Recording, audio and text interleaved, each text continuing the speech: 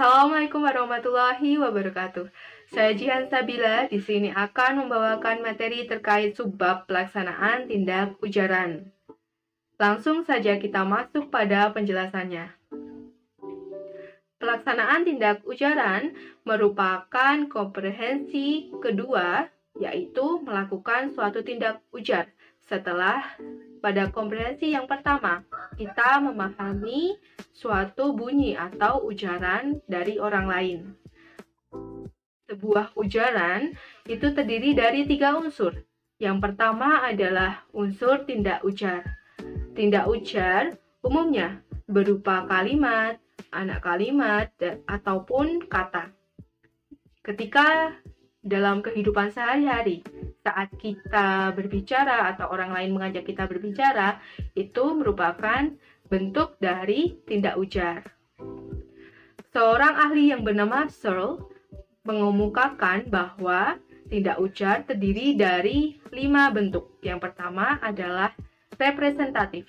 Representatif merupakan pernyataan yang merepresentasikan suatu fakta atau kenyataan di dalam sebuah ujaran. Contohnya bisa dilihat seperti berikut ini. Kegiatan perkuliahan masih dilaksanakan secara daring karena adanya pandemi COVID-19. Nah, hal tersebut atau ujaran tersebut merupakan contoh dari representatif karena merepresentasikan dari kenyataan atau fakta yang ada saat ini. Yang kedua yaitu direktif. Direktif merupakan tindak ujaran yang menyuruh orang lain untuk melakukan sesuatu. Misalnya seperti berikut ini. Nah, kedua contoh tersebut merupakan direktif karena penutur menyuruh orang lain untuk melakukan apa yang ada di dalam ujaran atau kalimat yang dicontohkan. Lalu yang ketiga adalah komisif. Komisif hampir sama dengan direktif. Bedanya, komisif ini ditujukan atau diarahkan kepada diri kita sendiri. Dengan kata lain, menyuruh diri kita sendiri untuk melakukan sesuatu. Contohnya bisa dilihat seperti berikut ini.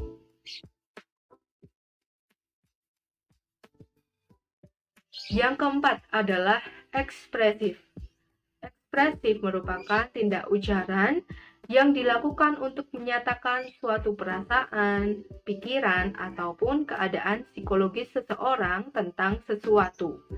Misalnya, dari kedua contoh tersebut termasuk ke dalam tindak ujaran ekspresif karena pada kalimat atau ujaran 1, penutur mengungkapkan bahwa dia ikut berbahagia atas kelulusan sekolah dari mitra tuturnya. Lalu di kalimat yang kedua pun juga sama.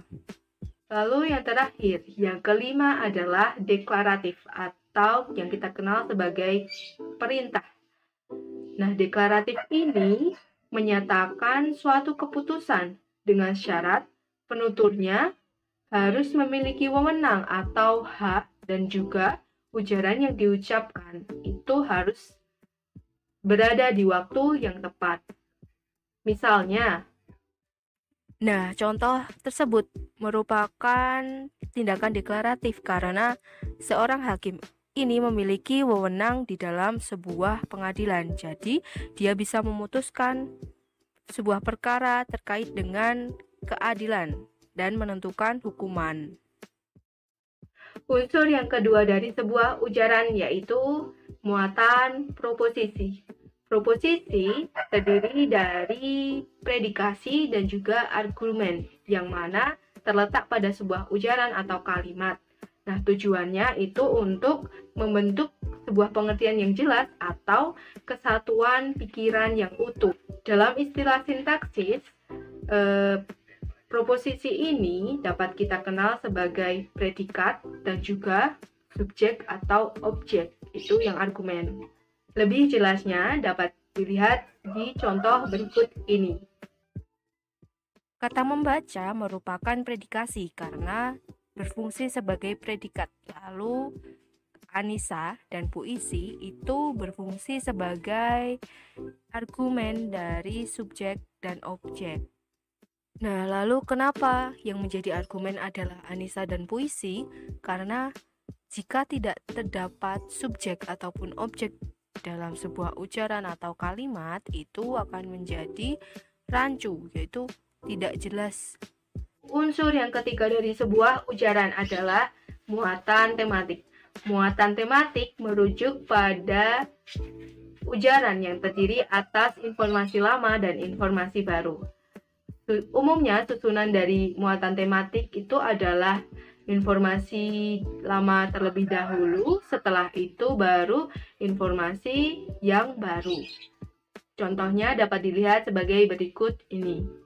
Rina dalam contoh tersebut merupakan informasi lama karena si penutur sudah mengenal siapa itu Rina, dan frasa dari mempunyai tas baru sudah sangat jelas bahwa termasuk informasi baru karena terdapat kata tas baru. Nah, pelaksanaan tindak ujar dapat berupa pelaksanaan ujaran tidak langsung dan juga prinsip kerjasama atau kooperatif. Nah, yang pertama adalah pelaksanaan ujaran tak langsung, yaitu apa yang diujarkan oleh penutur dengan apa yang dimaksudkan itu berbeda. Misalnya seperti berikut ini. Ruangan ini panas ya? Ada pendingin ruangan kan? Nah, secara tidak langsung penutur menyuruh mitra bicara untuk menyalakan AC atau pendingin ruangan. Lalu yang kedua adalah prinsip kerjasama atau kooperatif. Prinsip kooperatif menyatakan bahwa komunikasi harus diwujudkan dalam suatu kerjasama atau partisipan yang terlibat harus saling bekerja sama untuk mencapai tujuan dari komunikasi. Nah, tujuan dari komunikasi itu apa sih?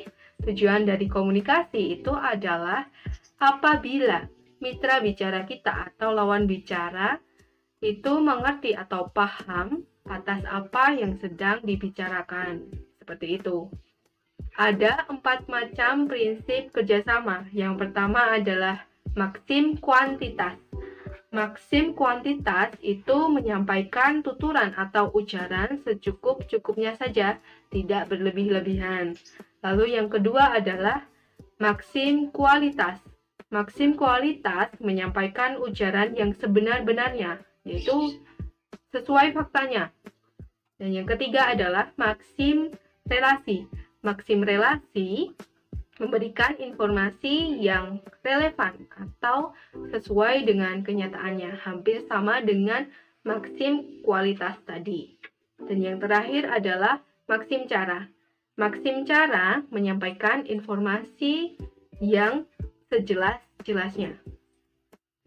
Baik, itu tadi adalah penjelasan materi psikolinguistik pada subbab pelaksanaan tindak ujaran. Apabila terdapat salah kata dan penjelasan, saya mohon maaf. Terima kasih atas perhatiannya. Wassalamualaikum warahmatullahi wabarakatuh.